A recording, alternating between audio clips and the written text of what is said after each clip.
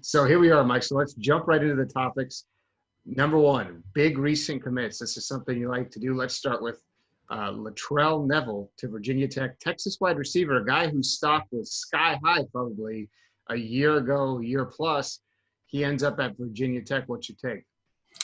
If you remember correctly on the rankings meetings a year and a half ago, I said he's one of the higher publicized kids in the nation, but I just didn't see, a lot of people had him, I think, in the top 30 or 40 in the country early, and I didn't see that.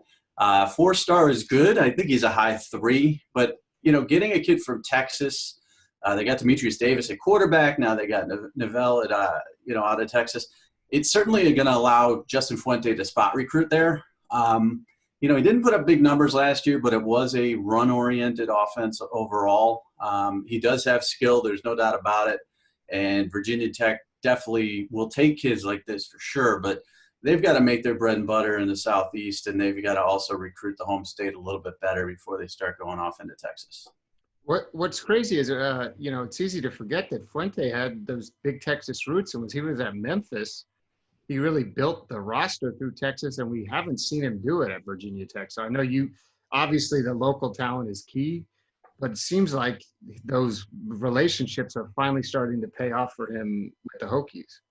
Yeah, it'll be interesting to see how this plays out. I mean, these are two players that are 4-star prospects, and obviously Davis is a coach's son, and there's a lot of influence there. So I think Texas is definitely going to be a place where they're going to be able to pull kids. They're not a big threat to Texas A&M, or Oklahoma for some of the big players in there, or LSU. But it's a nice place to recruit. There's a lot of depth there. I just wish that Virginia Tech recruited a little bit better in their home state. I mean, Travian Henderson is an example of a kid getting out of state going to, Ohio State. Reggie Grimes is probably not going to stay in state. So, they're working backwards a little bit. And I don't want to. Tony Grimes. Tony Grimes. Who's Reggie Grimes? Oh, that's right. He was the Oklahoma linebacker. Tony's a lot better than Reggie. I think. That's my head. It's just there's so many names in it.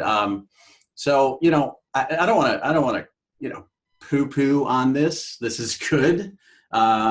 It's an interesting reach for Virginia Tech to get into Texas. All right. So real quick, let me speak on Neville, because I was the Texas analyst actually at one point at this company. I honestly thought after his sophomore season that if he had a good 4 or 5 month stretch, he was going to be a 5-star. And I have not seen him since that time at anything. It's crazy.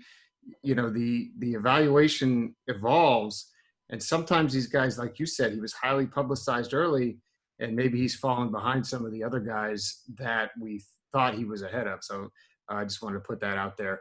Last week, they do run a lot, Oh, right, but I mean that's not keeping him from coming to 7-on-7 and camps and stuff like that, where a lot of times we've seen guys who don't put up big numbers show us their skills, and that like Nicole Hardman was playing quarterback, Yeah. Now his progression is plateaued a bit, so he's going to have to step it up a little bit more.